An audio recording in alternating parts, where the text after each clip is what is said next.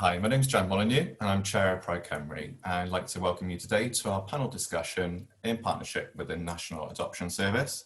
Adoption Week this year runs from the 12th to the 18th of October, and we're going to talk today a little bit about the adoption process and meet some people who have successfully adopted so that we can get some more information for the community.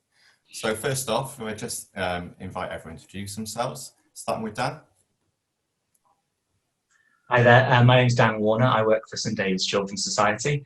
I'm here today to represent the National Adoption Service, who are an umbrella organisation which brings together the 5 regions in Wales and the 2 voluntary adoption agencies. And then we've got our 3 sets of successful adopters. Kat and Laura, do you want to introduce yourselves? You're on. That'd be good. I'm Laura and I'm Kat, and we've just completed the adoption process, and we brought our little one home a couple of weeks ago. Thank you, girls. Alan? Hi, I'm Alan. I'm a dad of 2 who I guess through this we'll refer to as Child 1 and Child 2, because I think that's easier. And they have been with us, with my husband and I, for it'll be 5 years in October since we met them, even though it was a lot longer since we found out about them. But we'll get into that later. Yes, and life is mad and brilliant and lovely. And I'm a playwright, actor, drag performer. Yes. Cool. And then Nikki. Yep, my Nikki, and my wife Ali is currently downstairs looking after our son, who has been with us for 4.5 weeks now, 5 weeks tomorrow, I think. And life is good. I have adoption leave from work for 3 months, so I'm getting down and dirty and enjoying my time off. Fantastic. I think it's helpful if we start with Dan. Just talk to us a bit more about what you do with the company, how it is that you work with other partners, and what you're hoping, the information you'd like to get across from this panel discussion. Sure, so my job title is Adoption Services Development Officer, and a big part of that job entails being part of the duty team, so speaking to people who first call up the agency about adoption. So hearing a lot of questions from people from all different communities about whether they're eligible to adopt or not and what potential barriers might be in place. So yeah, a big part of my job is just kind of dispelling a few of those early myths from people. Here at St David's, like I said, we're a voluntary adoption agency, and we do work under the umbrella of the National Adoption Service. So we're really, really proud at St David's that 1 in 5 of our adoptions tend to be with people who identify as part of the LGBT community. And I know that's higher than the national average. And it's something that we know by working with partners like Pride, that there are a lot of people out there that are considering adoption, maybe a bit tentative. So it'd be really great as a result of National Adoption Week, as a result of this webinar, for people who've been thinking about it for a while to, you know, make the first phone call. You said that people are quite tentative. Why do you think they're afraid sometimes to go forward with adoption? I think this is for everyone thinking about adoption. It's such a huge commitment to make, and picking up the phone for the first time can be a massive barrier to people. It's a really bizarre thing, picking up the phone and speaking to a total stranger about, you know, having children. It's, you know, it's something that we can't really take for granted, that when you do pick up that phone to someone, actually life-changing phone call. And I think just sending that first email, making that first phone call is people can put it off for a long time, but, you know, just want to reassure people that there's a nice person at the end of the phone willing to talk to them. And obviously on the call today, we've got 3 sets of people who have successfully gone through the process. I think it'd be really interesting if we hear a bit about your background each. So we've come to Kat and Laura first. Just want to tell us about yourselves, when you started the process, how you found it. Go for it.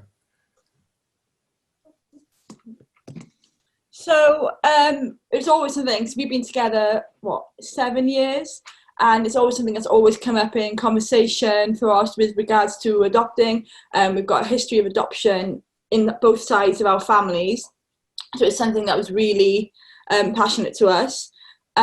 We started looking just after we got married 4 years ago, but decided we'd wait to start until we officially bought our first house and stuff together, and we went from there. Make sure we were settled, and then we did that phone call that everyone puts off for so long.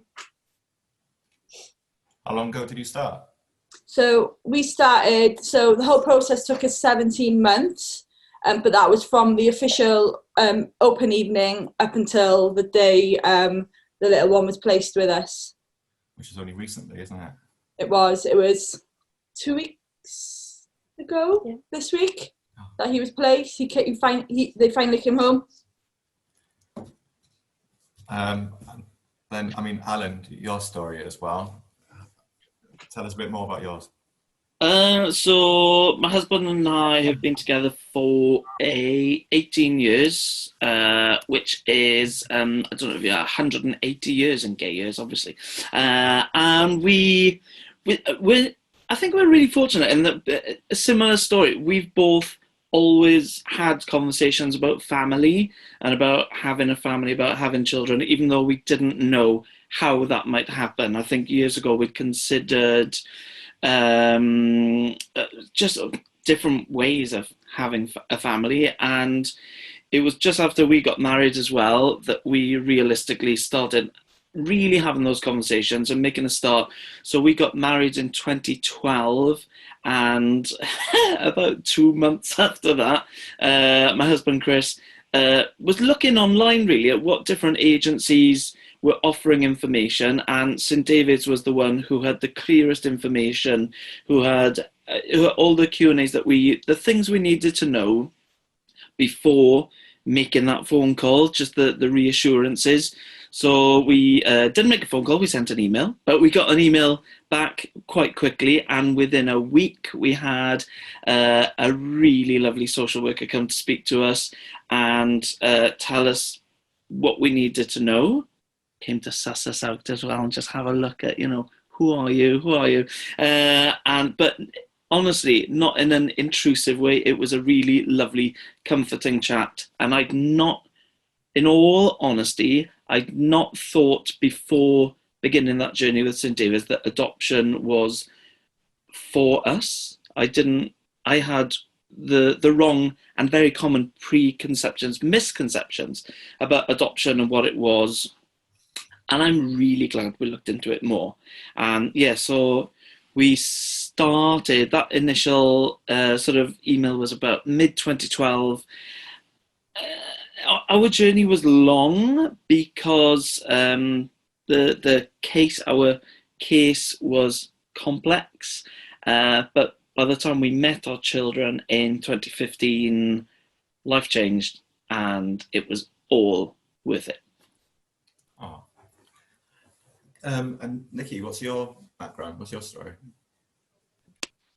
So my story is a little bit different actually, because I never wanted children, and was never going to have children. Was quite happy. Met my now wife 6 years ago. We got married 5 years ago. She spent a little bit of time in care when she was younger, and always wanted to adopt a child, and we agreed that I didn't want to do that. So we agreed that we would foster, and then I sort of started realizing that when you foster a child, you then have to let go of that child at some point, and I just decided that my wife would not be able to cope with letting go of these children that she'd grown attached to. And then my mum died in 2017, and it sort of after a while made me change my mind about things a little bit, and I thought I didn't really want to foster because of Ali, and I thought, well, actually maybe we could adopt. So we started looking into the process then, and I work away a lot, so Ali actually went to the open evening and got all the information, and then we sort of took it from there really. I suppose really for anyone who's watching, there's a question over what the process actually is. So Dan, from your end, when someone makes that call, or as Alan emails in, or makes that initial contact, 'cause they want to start looking at it, talk us through the process a little bit.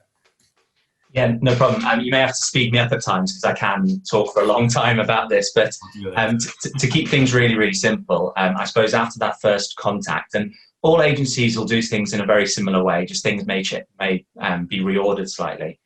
But what we would do at St David's is just after our initial conversation, we would look to, like Alan said, try and arrange some kind of initial visit, which is all virtual at the moment, but still going ahead as relatively normally. Just where we'd find out a little bit more about you, and you'd find out a little bit more about the adoption agency. It's a bit of a two-way process, really, just everyone finding out a little bit more. If everyone gives the thumbs up and everyone wants to move forward, we would invite you on our 3-day preparation training. I'm sure Captain Laura, Nikki and Alan will all agree the 3-day training is kind of where you learn the meat and bones of what being an adoptive parent's all about. And I'm not sure, I know who Alan had the training with, and I know it's a really informative 3 days, and it's quite a transformation 3 days as well. Some people come on the 3 days and realise that adoption's not for them, and that's the training doing its job, I think. A lot of people leave really motivated, wanting to find out more. After the 3-day training is when, if you want to proceed, you're allocated a social worker and the assessment starts in earnest. In Wales, we've changed slightly to go more aligned with England, and there's a 2-stage process at this point. But really, when the assessment starts in earnest is when some people see it as quite a intrusive process. Other people quite the opposite and find it a very therapeutic process. Talking all about yourself. There's not many occasions really where you just get to talk to a social worker all about your life story. You just cut off slightly at the end there. Sorry, it's the bad internet out in the sticks. So the assessment process is really where the social worker is collating all of this information about you and your partner, or just yourself, if you're adopted by yourself, all about how you were parented, your own background, your education, your employment, relationship if you are in a relationship, your support network, really no stone unturned. And they're doing this to write a report on you that we call your prospective adopters report. And can everyone agree a bit of a bizarre experience reading your PAR at the end of the assessment? A bit of a this is your life moment. And this report is taken to what we call panel. And I think panel is something in adoption. We throw that word out quite a lot without really explaining to a lot of people what panel actually is. But panel is essentially a room of people all working in the realm of adoption, who will read this report and make a recommendation to what we call an agency decision maker. This assessment period, usually around about 6 months long, sometimes it's a bit longer, culminates in you going to panel and being told whether you're suitable to adopt or not. It's after you're an approved adopter is when all the family finding happens. So I know we've got Kat, Laura and Nikki who have recently gone through this family finding process that maybe they can tell a little bit more as we go along about their own family finding experience. But it's essentially your social worker trying to find the right child for you. And for some people, that's a matter of months. For others, it's a matter of years before the child moves in with them. It's about trying to make the right match and finding the right children for the right families. Thanks, Dan. I mean, Alan, you started the process a little longer ago than the others. I mean, from what Dan says there, how did you find the process, and what is it that made you think, yeah, I want to go through the process?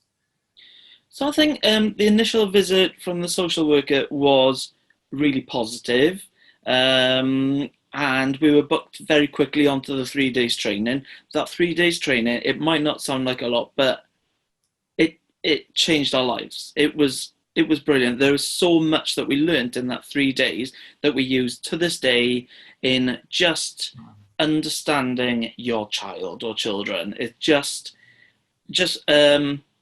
putting them first and just understanding where they've come from. A lot of the way we parent is very kind of therapeutic. We're engaged with them. We're always asking, what are you doing that for? It's about not going like, oh, stop doing that. Again, I digress. The assessment period for us was like 6 months of therapy. It was lovely. We were lucky. We had a really, really nice social worker who'd come to visit. We'd have a cup of tea and we'd chat about ourselves. I mean, I can talk, do you know what I mean? And we talk about ourselves, we talk about our families, we talk about family relationships, relationships with friends, the sort of social, lack of a better phrase, the social network that we'll have around us who will be there to support us through good times and not so good times. We went to panel after sort of 6 months or so, and the day we went to panel to be approved as adopters, we flew to Thailand because we were told you better get a holiday in because it won't be long. And then a short 2 years later we met our kids. So like that, the matching period was a lot longer for us. It was much more of an emotional roller coaster, which I can get into a little bit later, just to say a bit more about that. But yeah, the assessment was, we didn't feel it intrusive. We felt it very therapeutic. The next stage then, the matching, was tough. It was emotionally really tough, and grueling, and pushed us to the point where we thought it might not happen for us at all. Then magic things happen. So I suppose one of the reasons why I was so interested to do this panel is because adoption and children is something which I've always thought about for years, and I've never kind of taken that step.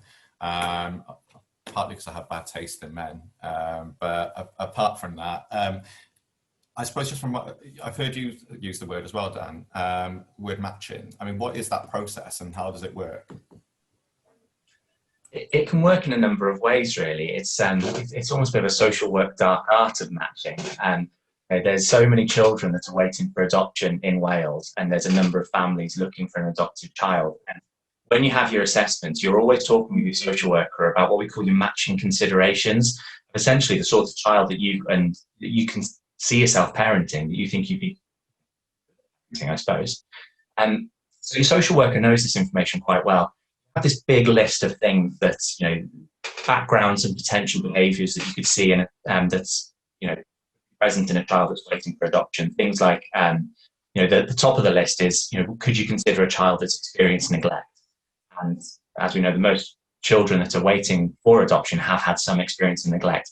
There's about 30 of these options. Things like a child that's had experience of domestic violence in the house, or substance abuse in utero, or children that have got more medical needs, visual impairments, all of these potential things.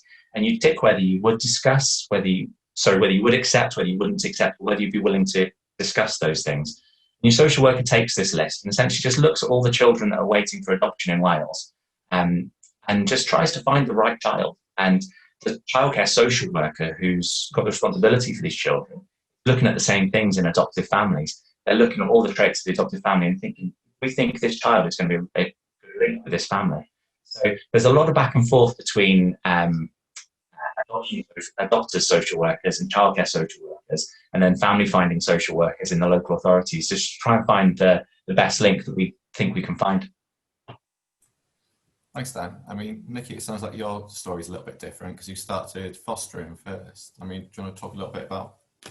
No, we didn't start fostering. The discussion was that we were going to foster, but then it was, I think I changed my mind because my mum died, and I just was thinking about things, and we decided to go down the adoption route instead.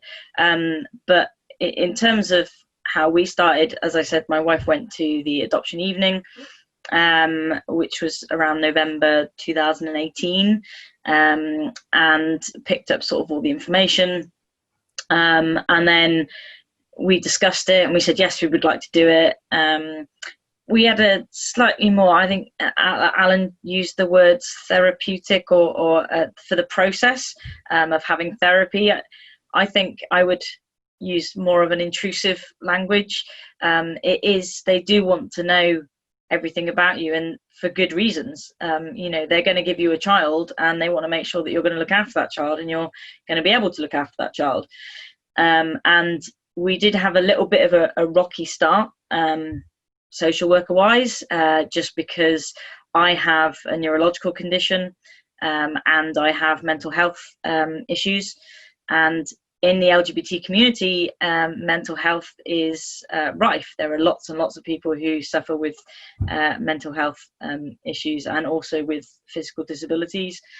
And they wanted to make sure that actually I was okay and I was stable and I was all right to look after a child. So we did go back over a lot of things, but I've had more counselling in my life than I dare to remember. So I'd kind of done all of that before, and then we started after approval panel in January. We started looking at going through the matching, as Dan was discussing there. And we looked at a lot of profiles actually, and we were turned down for some of them because I know one of them, the child's family was too close to ours, so we couldn't, like, area wise they're not going to let you adopt someone whose parents live just down the road from you, for obvious reasons. But we ended up, after looking at a lot of profiles, going to an activity day. So they set up these activity days where a lot of children who need to be adopted and then a lot of prospective adopters all turn up to one place. There's lots of games, there's lots of fun, and we turned up there just before we went into lockdown with COVID. Actually, it was literally the week before. A lot of the children didn't come and some of the adopters didn't come, but that is where we met our little boy. And actually we went in, he was the first person we saw in there. We went and laid down with him and started playing, and he sort of did a double take, like, oh, you weren't there a minute ago, and we sort of actually had an instant bond. And the child social worker actually said that he had never engaged with anybody else like that before. So we were obviously keen, they were keen, and then lockdown happened and everything got delayed a lot, and things, but that is the child that we now have. So I mean, it's interesting to hear the different views of that process, because Alan, you obviously said therapeutic, intrusive is the word that he used. I mean, girls, Kat and Laura, how did you find it? Yeah, I found it fine, to be honest. Yeah, it wasn't, it just felt like a lot of chats. Where obviously you get so close to your social worker because you're talking about everything. Yeah. Literally, there's like nothing underturned. So for us, I think we both said the easiest way to do it, blurt it all out. Talk about it, make sure we were there for each other, like especially after like the one-on-one sessions that you have. But it was just ensuring that you were honest, that nothing, you told them everything, because you know things can be found out if you don't tell them. But yeah, for us, but the matching process for us was quite, so our social worker, I work in childcare, so she was bringing all these profiles, and she came one day and she put a few children and she was like, right, you need to choose one. And I just turned around and was like, I can't choose, I want them all.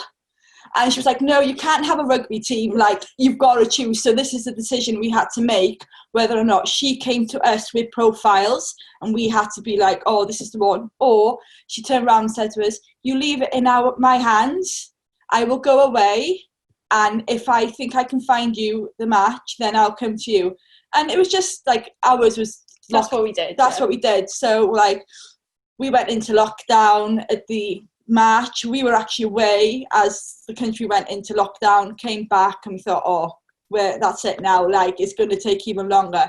And then what was it, about a month or so later, a couple of months, we were at home, we both had the day off because we were both key workers, and the phone just goes, and it was a social worker, and she's like, oh, are you guys at home today? I'm like, yeah. She said, oh, can you come on a video call in half an hour? And that's the day she said, we found this little one, little chat, and then they were the one. So we left it in, we put it in her hands, and yeah.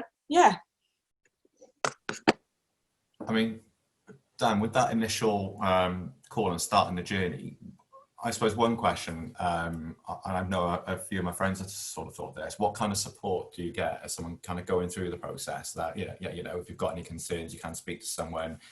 What is that kind of support package look like from your end? It goes all the way through the process. We expect our adopters to be so honest with us that we need to reciprocate that honesty with them as well. And, you know, as we go along the process, just constant explanation of what's happening, where they are in the process, how the process is going. Until you have children placed with you, everything is so hypothetical, and it's all about just supporting the adopters just to get them to the point that we're able to place children with them. The support at the back end when children are placed is vital. We don't just place children with families and then say, enjoy your life, see you later. It's a constant support that you need. It's lifelong. You know, I personally work with families that adopted 10, 15 years ago, because, you know, some people just need that little bit of input every now and then. Some of the support groups we run, families come back just to touch base with us. Just, you know, it could be quite intense support, or it could just be a little phone call every now and then just to run something by us and see how things are going. Support is something that's in adoption in the last few years. I know the National Adoption Service has been one of the key things we've been working with, just to try and make that support package better for adopters. Thanks, Dan. I suppose, Alan, when you started the process, and obviously you said it was quite a long process between until you were matched, how was it for you guys? Was it, you know, did you have that kind of input from the adoption company? What was kind of like the emotional stuff going on, and yet you carried on with that matching process? Yeah. Again, you know, we were lucky with our social worker. We got on. You know, not everybody has the positive experience we had with our assessment, unfortunately. Luckily, those people carry on and then have their family, which is a wonderful thing. Our real challenges came with the matching process, where sometimes we'd be brought a match which didn't feel right. It came to a point where we were told, well, you have to decide now, and sometimes those matches just didn't feel right. We were advised at certain points that maybe we should go with it. I don't know if that's the right phrase, but, you know, go with it, because it's about whether we could bring the right family to those children, because that's the main thing. Is, you know, the social workers are checking out your life and checking out who you are to make sure that you are going to give those children the start they haven't had before. And there were certain matches which just for whatever reason didn't feel right. When we were brought the match that eventually became our family, things were moving. We got assessed, we went to panel, we were approved to be the dads to these boys, and the day we received the approval was the day we found out that an appeal had been, this is kind of a legal, I won't go into massive details, but it's important to know everything, as you were saying, is theoretical until those children are in your home and are your family. There was a legal appeal, which meant everything was put on pause. Emotionally, we went through the biggest roller coaster because we were ready. We had the letter that day to say, you will be adopting, you will be meeting these boys. And then it wasn't happening. We were told it wouldn't be too long. It was a year and a half eventually, where, as I said, roller coaster, doesn't come close. And weirdly, at that time, that year and a half was so emotional, it was so challenging. It felt like every 3 months we were told, it's going to happen, it's going to be fine. Oh no, it's not going to happen. And every 3 months was this massive emotional letdown.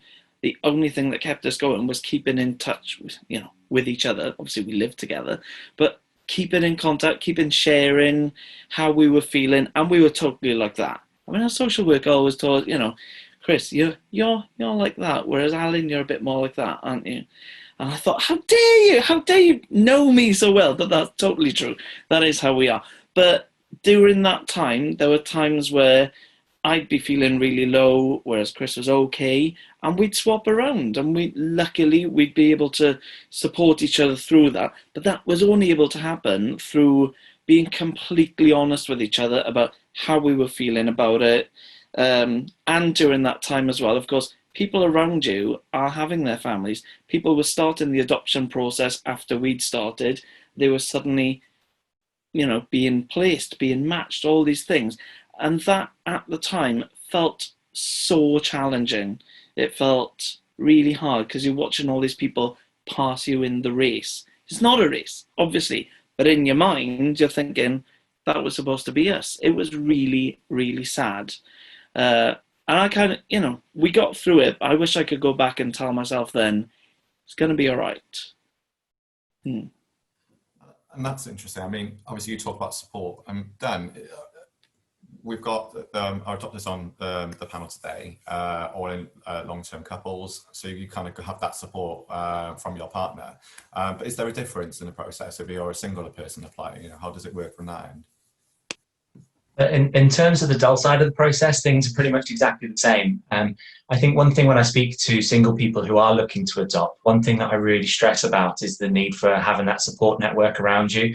You know, having those people in your life that can do the more physical side, you know, the practical side of things, and then also having people around you that you can emotionally lean on. It can be a very isolating thing to be a single person to adopt. During the early days, I know people very, very recently gone through the introductions process, and having your partner there must have been a massive relief just to, you know, be able to talk to, I suppose, and just to rely on. But doing that by yourself can be really challenging. So having those people that you can phone at odd hours during the day or night and just let loose to, really, just let you know how you're feeling. We do have a lot of adopters come through who are single, who do successfully adopt. But I think, like I keep stressing on, it's having that support network around you, a really robust support network that can help you through it. So I know you said just before the call that you've just recently placed with the first just approved our first single male adopter. All of our single adopters prior to this gentleman have been female adopters. We get very, very few inquiries from single men. I know that if there was other people from different voluntary agencies or some of the local authorities in Wales, they have approved and placed with single male adopters, but they are in the real minority in single adopters. The vast majority are single females. Thanks, Dan. I suppose then you go through the process, done your matching, child arrives. I mean, Nikki, for you, how was it? How was it? Well, you've got the introductions phase. So the introductions is like a period of time where you're going to the foster carers and you're learning about the child, and each day that time that you spend with them gets longer and longer, and then it sort of switches and they start coming to your house. And they never spend the night, but at the end of that 2 weeks, or how it was 2 weeks for us for various reasons, it was a 2-week process. And then at the end of that 2 weeks, you literally go and you pick this child up and you bring them home.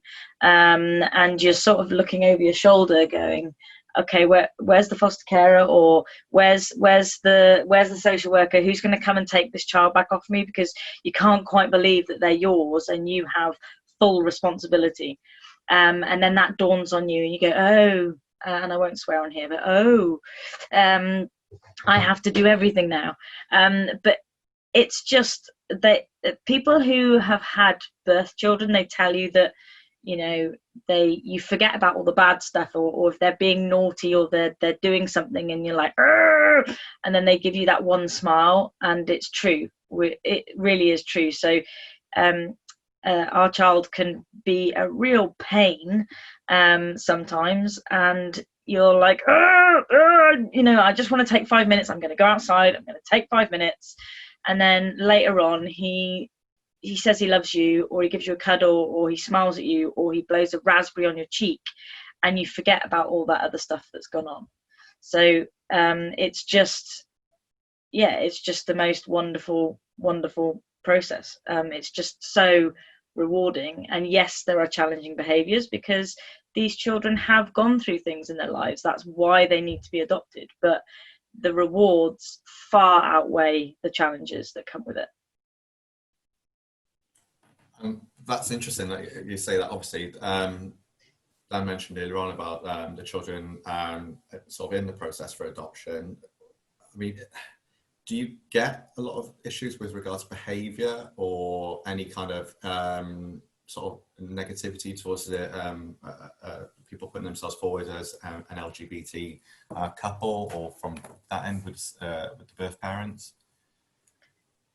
Sorry, I don't understand the question. Sorry, Is that to me? It's just something. No, sorry, it's to Dan. It just Oh, okay. a process end. Because I suppose in my mind, you've got this process which goes through. You've got children who have come from difficult backgrounds, open for adoption. So is there still some kind of element of negativity towards the fact that you are LGBT and sort of applying for adoption, or are there certain children that you wouldn't place with LGBT parents? Or No, I don't think that's the case anymore. You know, I've been working with St David's for about 6 years now, and it's very rare that we hear any kind of negativity towards LGBT adopters. Childcare social workers, for instance, sometimes they have a vision in their mind of what they think a child would flourish in. For instance, there may be some things in the background which they really feel like might require, you know, a very positive male role model. So they may be attracted to, let's say, two men to parent a child. There may be things that actually they think, you know what, maybe two, because of their experiences, you know, they're very wary around men. So maybe actually two women or just a single woman would be, you know, a really good match. So it's all child-led. It's all about the child, really. It's never, I don't want to place a child with two men because they're two men. It's never anymore about that. It's always about what the child needs and where they can flourish. Oh, thanks, Dan. We've heard a bit about personal background stories and from Nikki and Alan and the ladies leading you up to meeting an introduction and having a child at home with you. We've had a few questions in from the public just asking sort of general things. So if I put a question out there and you want to go with the answer, just jump in. We've got a few. Some of them are a little bit different. So here's one specifically, actually, which Dan would be able to answer. I mean, do many LGBT plus couples adopt, or is it, are the numbers quite small? So nationally, around 1 in 7 adoptions are to LGBT people identify as LGBT. Like I said, at St David's, it's 1 in 5, so it's really, really positive. There are a lot of LGBT people, but there could always be more. The best way to answer it. I suppose from the other three, I mean, why do you think there aren't that many numbers from the LGBT plus community putting themselves forward to adopt or to foster? I think there's a lot of, sorry, I'm like, I know. I think there's a lot of social pressure. The world is changing, and I think it's something I've noticed in the last few years is where I have been to maybe same-sex weddings, suddenly same-sex couples are getting asked those same questions that you know, male-female couples have been asked for many years, like, oh, you're getting married, when you're going to have kids? And, you know, it's weirdly now same-sex couples are facing those sort of the norms of society, which I don't think should be norms, because some people don't want kids. They have a perfect right to go, that is not what I want. We've got a lot of friends who, we've got a lot of friends, it's not that. We've got friends who say, I don't want children. I'm fine, thanks. I'm having a lovely time, living my life. I'm focused on this or that. That's totally up to them. We have never judged them for it. We haven't faced judgment from any of our friends for making our choice. Our choice to start a family totally changed the life we were living. You know, back 2009, 2010, there was this massive group of us who used to go out every weekend. We'd be out on a Friday, out on a Saturday, out on a Sunday afternoon. That doesn't happen anymore. But then, like, well, I mean, that's because we can't go to the pub anymore. But also, you know, we've got different responsibilities. We have to find our time where either one, sometimes by now, because the kids are a bit older, when the time is right and we've got someone there, we can venture out. Sometimes we get a night out together. But I think that the norms of society are changing, and the pressures on, I can't speak for everybody else. I can speak for gay men, not all gay men, but myself. But the pressures are different, and we are only really just in a place where we are accepted in society and able to lead some sort of accepted life, and now we're putting ourselves out there and we have to explain ourselves. You know, when I go to the schoolyard to pick up the kids, I'm one of the only gay dads there. I'm not treated any different. I'm certainly not ostracized. I am one of the parents on the yard, and we are just some of the parents, which is lovely. But you just know that we are different to a lot of the parents there, and you have to kind of stand your ground and never be afraid to go, this is who we are. And yes, I've lost my train of thought, but something like that. Exactly. Dan, obviously we've said LGBT plus as a group. I mean, a couple of questions have come in just asking from a transgender point of view. Are there any different barriers or challenges faced by a transgender person who wants to apply to adopt? No, there shouldn't be. I suppose this goes with so many different things. Adoption is all consuming when you're in it, and the time has just got to be right for you. That's the key thing to go ahead. You know, you've got to remember that at the end of this process, you're going to be caring for a child that is going to need you 100%, and you need to be ready to be able to take on that challenge. So, simple answer: no, it shouldn't do. And earlier on with introductions, I mean, for the three on a call today who have been through that, what's the introductions like? I mean, how do you know, right, you know, that child is for me, or is it like a process that you keep going back to, you know, a bit more from your end on that front?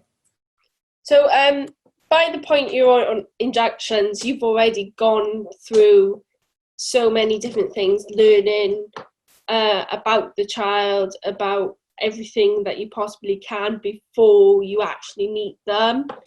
So there's by the time you get to inductions, you should know that, yeah, this is what you want to do, really. Inductions, that, as Nikki said, they were 2 weeks. For us, it was only 8 days. Yeah, 8 days. So obviously ours was a lot shorter, so it depends on circumstance, but it's just extending that time from a short amount of time, bringing it longer, and we actually, due to COVID and things, we started with video calls as well, sort of like a week before our introductions were to take place. So our little one, when we actually arrived on that first day, kind of turned around and was like, oh, they're there in real life. Sort of like double take, because they'd seen all these pictures of us, they'd seen these things, and like had video chats with us, and then it was like, oh, they're real, sort of thing. So yeah. I suppose, Alan, this might be a bit of place for you. A couple of questions we've had have been about children being a bit older. You know, about, oh, am I going to be bullied at school because I've got two dads? Or do you get any kind of negative kind of feedback from the community and for friends and things about, you know, in those circumstances? What do you think? Just let them try. No, we, I think part of what we discussed during our assessment was how, and I think that's the general thing, I think it's something for everybody to think about, whoever you are, but especially for same-sex parents, you do have to consider that child's life, that child's day-to-day life and what they might face. And so we're great believers in preparing them, in chatting to them. I've got a friend who told us an amazing story where she had a different level of confidence. When she was in school, she said, some girl came up to me and just tried to bully me. She said, oh, look at you. And she started being mean. And I just looked at her and I went, what are you doing? And like, what a way to bat off those bullies. Obviously, not everybody has the power and confidence to do that, but wow, I'm a great believer in building our kids up to be utterly confident in who they are, who their family is, that their story is their story, that if they own their story and who they are, nobody's going to be able to try and pick on little things. Whether it's bullies will pick on anything. They will pick on any trait, from the colour of your skin to your gender to your sexuality to the length of your hair to your size. They'll pick on anything. If you own yourself and own who you are, and I'd almost say that people in the LGBT plus community are well armed to prepare their kids to be confident in who they are and what they have, as in just what they are. So we have prepared the kids to say, what if somebody tried to, say mean stuff to you about having two dads? They'd be like, well, I've got two dads. So you've got this, they've got that. It doesn't matter, does it? And when you know that you're sending your kids out into the world, whether it's school, youth groups, general day-to-day life, with the confidence that they are unstoppable, that's like, I've done my job. I've just done what I need to do. Dan, we've had a question from somebody just asking, if they are HIV positive, does that affect their ability to adopt, or is there any negativity towards it? Again, it shouldn't do. All adopters are subject to an adoption medical. It's done by the GP. And if there's any specialist doctors involved, then we get reports from them. All we're looking to do and ensure is that people parent children successfully. So as adoption workers, we're not doctors, so we can't make those decisions. We rely on doctors and specialists to inform us to make the right decision. But we have had adopters who are HIV positive. Sorry, cut out slightly there, but you have got adopters who are, you said, yeah. Yes. Thank you. Checking on time, we're coming towards the end of the time. So I suppose just a quick word from everybody. I'm going to start with Nikki. If I just ask you for what message you'd want to give to the community maybe watching this, if they've got any fears for adoption, or what words of advice would you have for them? I think it's probably quite important to say that I'm gender non-binary. So just the fact that that wasn't an issue, that I use the pronouns they and them, in all of my reports, whenever the social workers referred to me, they always made sure they used the correct pronouns. At matching panel, when I was asked, how am I going to explain this to a child? Something reminded me about the 3-day training, and on the 3-day training course, you're told that you parent the child and not the audience. And I think that's really, really important, because we, as children who are adopted, they do have some challenging behaviours sometimes. And you are going to get people who go, oh, well, I wouldn't have done that, or my child didn't do that. Well, that's not your child, love. So, jog on. So you do just kind of, I think, no matter who you are, what part of the LGBTQ plus spectrum you're on, you can adopt. You'll be great at it, and the rewards will just be amazing. So if you're thinking about it and you're not really sure, pick up the phone or email one of the agencies and just find out more, because I'm sure you will be fab. Great words. Thanks, Nikki. Alan, go on. Any words of advice, any final thoughts that you'd like to leave people with?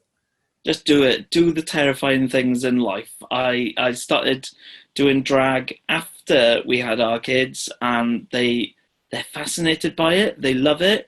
It's part of our life. It's my job.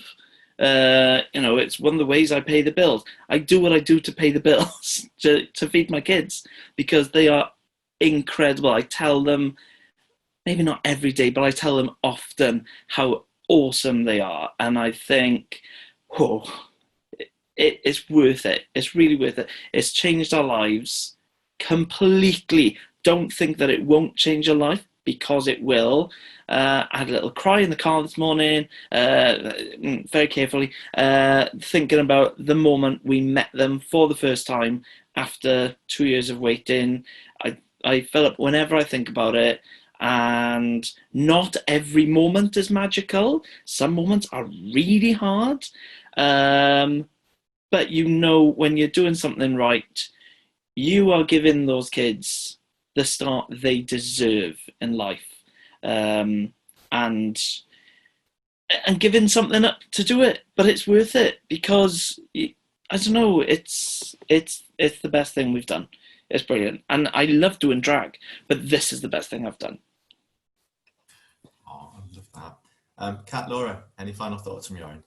I was just the same, really, just do it, just go for it. Like, it's something we wanted, and like at the end of the day, the rewards you get when you see the smile on the child's face, like even just little things like they learned yesterday, the day before we just been like clapping, and then we came in the room and we went clap, and they just started clapping. It's just like the little things, like, and we know they're not we've got lots of time, lots of milestones to see with them, and it's just, you don't know where it's going to go, and it's just new things every day. Yeah, I think if there's even like a niggling thoughts, just give a call, give that email, as Nikki said, and just find out that information. People go to the day and they don't go ahead, and then that's totally your decision, but then at least you're armed with the information that you probably wouldn't have had before. Thanks, girls. Dan, any final thoughts, words from you? Echo what everyone said. If you are curious about adoption, send that email and phone call. We're not committing you to anything. We're not going to hound you. We're not going to turn up on your doorstep with some children. Just, it's baby steps. We'll just find out more. If you've got questions, ask us questions. No question is a stupid question. We would have heard it before, no doubt. So just, be curious and ask us. Thanks, Dan. Thanks, everyone, for coming on the call today, and thanks to everyone watching. If you want to find out some more information about adoption or to start the process, have a look on the website for the National Adoption Service, and then, as Dan said, there's lots of agencies out there who can help. But thanks again. Thanks, everyone.